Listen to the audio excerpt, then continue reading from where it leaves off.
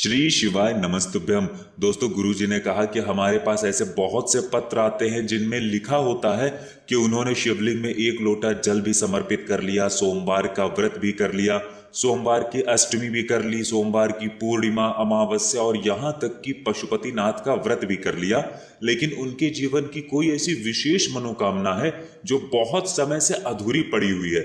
महादेव उनसे रुष्ट चल रहे हैं, महादेव उनसे नाराज चल रहे हैं, जिससे उनकी वो विशेष मनोकामना परिपूर्ण नहीं हो पा रही है। तो गुरुजी कहते हैं कि अगर आप एक बेलपत्री और घी के इस उपाय को करते हैं तो यकीन मानिए महादेव आपकी उस विशेष मनोकामना को, चाहे वो आपके धन से संबंधित हो, चाहे आपके व्यापार से संबंधित हो, या आपकी नौकरी से संबंधित हो, और या आपके विवाह से संबंधित हो, घर पे हो रहे लड़ाई झगड़े से संबंधित हो, जिस भी प्रकार की आपकी मनोकामना होगी, महादेव में ये एक बेलपत्र और ये घी इस प्रकार से आपको समर्पित करना है जिससे आपकी वो मनोकामना बहुत ही जल्द परिपूर्ण हो जाएगी। तो चलिए जानते हैं क्या है वो उपाय, लेकिन उससे पहले एक प्रार्थना, अगर आप चैनल पर नए हैं तो कृपया चैनल को सब्सक्राइब अवश्य कर लें। देखिए, आप सभी जानते हैं कि महादेव को कुछ सामग्री बहुत ही प्रिय होती हैं, जिनमें से एक सामग्री होती है बेलपत्र का वृक्ष।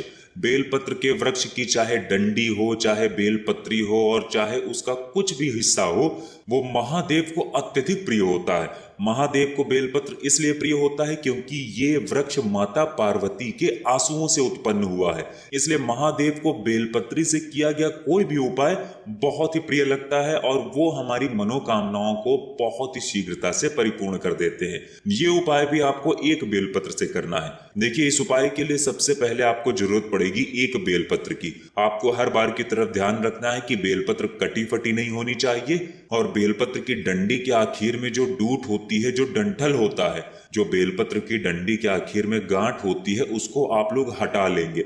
गुरुजी ने तो यहां तक कहा है कि अगर आपके पास बेलपत्र नहीं है तो शिवालय जाकर शिवलिंग के ऊपर चढ़ी हुई बेलपत्र को उठाकर जल से शुद्ध करके फिर आप उसका भी इस्तेमाल कर सकते हैं। ये एक बेलपत्र लेने के बाद आपको ले लेना है थोड़ा सा शहद। शहद महादेव को अत्यधिक प्रिय होता है, इसलिए आपको आधा चम्मच या आधे से भी आधा चम्मच शहद ले लेना है। फिर इसके साथ आपको लेना है थोड़ा सा लाल चंदन। अगर आपके पास लाल चंदन नहीं है तो फिर आप शुद्ध देसी घी का इस्तेमाल कर सकते हैं। देखिए, गुरुजी कहते हैं कि महादेव में हम लोग कोई भी सामग्री केमिकल वाली ना समर्पित किया करें तो वो हमारे लिए बहुत ही अच्छा होगा। अगर हम महादेव में दूध समर्पित करते हैं या दही समर्पित करते हैं या घी समर्पित करते हैं तो हम कोशिश किया करें कि वो सिर्फ और सिर्फ गाय का ही हुआ करे। अगर गाय की ये सामग्री नहीं है तो जो भी हो वो शुद्ध होनी चाहिए, केमिकल युक्त नहीं होनी चाहिए। इस उपाय के लिए भी आपको 1 या 2 बूंद शुद्ध देसी घी ले लेना है। फिर इसके बाद सबसे आखिर में आपको लेना है 1 लोटा जल। लोटा आप तांबे का ले लेंगे और इस लोटे में जल आप अपने किचन से ले लेंगे। किचन में मटका, बाल्टी या आरो जो भी लगा हुआ है वहीं से आपको 1 लोटा जल भर लेना है। अब ये सारी सामग्री लेने के बाद आपको पहुंच जाना है शिवालय। देखिए, गुरुजी ने कहा कि ये उपाय आप सुबह से लेकर शाम तक किसी भी समय शिवालय जाकर कर सकते हैं। गुरुजी ने बताया कि ये उपाय आपको सिर्फ सोमवार के दिन करना है। शिवालय पहुंचकर सबसे पहले आप दक्षिण दिशा में बैठ जाएंगे और उत्तर दिशा की तरफ अपना फेस कर लेंगे। लेकिन अगर शिवालय में भीड़ है तो गुरुजी ने कहा कि ऐसी स्थिति में शिव महापुराण की कथा कहती है कि आप किसी भी दिशा में बैठकर शिवलिंग की पूजा प्रार्थना कर सकते हैं। अब शिवालय पहुंचकर सबसे पहले आपको एक बेलपत्र लेनी है। इस बेलपत्र की सबसे बड़ी वाली जो पत्ती होती है, जो सबसे आगे की पत्ती होती है, उस पत्ती में चिकनी तरफ आपको शहद लगा लेना है। थोड़ा सा शहद जो आप लेकर आए हैं वो इस बेलपत्र की बड़ी वाली पत्ती पर चिकनी साइड लगा देंगे। फिर इसके बाद बेलपत्र की तीनों पत्तियों के बीच में जो डंडी होती है, जिससे ऊपर की पत्ती और नीचे की दोनों पत्तियां जुड़ी हुई होती हैं, सामने आपको समझाने का प्रयास किया जा रहा है। ये जो बीच वाला स्थान होता है, बीच वाली डंडी का जो स्थान होता है, इसमें आपको थोड़ा सा चंदन लगा लेना है, या फिर आपके पास चंदन नहीं है तो आपके पास जो घी है वो आपको लगा लेना है। अब ये बेलपत्र आपको अपनी हथेली में रखनी है, महादेव से निवेदन करना है, महादेव से प्रार्थना करनी है। अपनी उस विशेष मनोकामना को पूर्ण करने के लिए महादेव से आप प्रार्थना कर लेंगे, चाहे वो मनोकामना आपके व्यापार से संबंधित हो, चाहे नौकरी से संबंधित हो, और या फिर आपके घर में धन की बहुत ज्यादा समस्या चल रही हो, लगातार दुर्भाग्य और दरिद्रता आपके जीवन में बनी हुई है, धन कमाने के रास्ते आपको नहीं दिखाई पड़ रहे हैं, या फिर कोई भी ऐसी मनोकामना जो बहुत दिनों से परिपूर्ण नहीं हो पा रही है, उसको पूर्ण करने के लिए महादेव से प्रार्थना प्रार्थना करते हुए आपको ये एक बेलपत्र शिवलिंग के ऊपर समर्पित कर देनी है। चिकनी साइड वाला हिस्सा शिवलिंग में स्पर्श करेगा। आपको ध्यान रखना है कि बेलपत्र की डंडी जलाधारी की तरफ रहेगी। इसके बाद आपके पास जो एक लोटा जल है वो जल इसी बेलपत्र के ऊपर धीरे धीरे समर्पित करते जाएंगे और लगातार श्री शिवाय नमस्तुभ्यम मंत्र का स्मरण करते जाएंगे। गुरुजी ने कहा कि जल आपको इतने धीरे समर्पित करना है कि जल समर्पित करते समय आप कम से कम 11 बार श्री शिवाय नमस्तुभ्यम मंत्र का जाप जरूर कर लें। इसके बाद शिवलिंग के सामने बैठकर आपको 2 मिनट, 4 मिनट या 1 मिनट या आधा मिनट, जितना भी आपके पास समय है उतनी देर आप श्री शिवाय नमस्तुभ्यम या ओम नमः शिवाय, इन दोनों में से किसी भी एक मंत्र का थोड़ी देर जाप कर लेंगे। गुरुजी कहते हैं कि ये उपाय हम लोग 1 या 2 सोमवार भी करते हैं तो हमें धीरे धीरे अपने कार्य में सफलता मिलना प्रारंभ हो जाती है।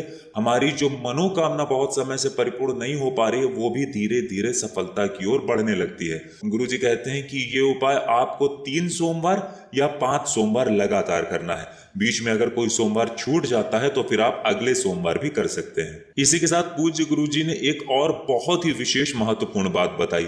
उन्होंने कहा कि ऐसे बहुत से पत्र हमारे पास आते हैं जो कहते हैं कि हमने सब कुछ कर लिया, सारे उपाय कर लिए, सारे व्रत कर लिए, लेकिन हमारी मनोकामना परिपूर्ण नहीं हो पाई। तो गुरुजी ने कहा कि ऐसे लोगों से हम निवेदन करना चाहेंगे कि आप लोग कुछ छोटी छोटी गलतियां बिल्कुल मत किया करें।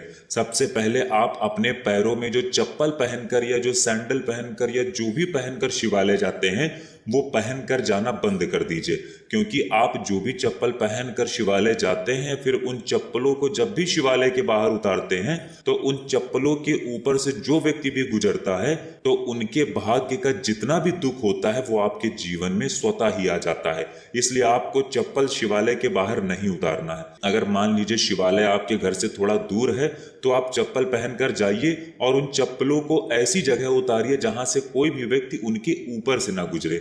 आप किसी भी कोने में या कहीं पर भी ऐसी जगह उतार दीजिए जहां से कोई भी इन चप्पलों को या जूतों को फांद ना सके, यानी लांग ना सके। फिर इसी के साथ आप लोगों को एक बात का ध्यान रखना है कि आप जो लोटा शिवलिंग में जल समर्पित करने के लिए इस्तेमाल करते हैं उस लोटे को आप शिवलिंग में टच नहीं कराएंगे।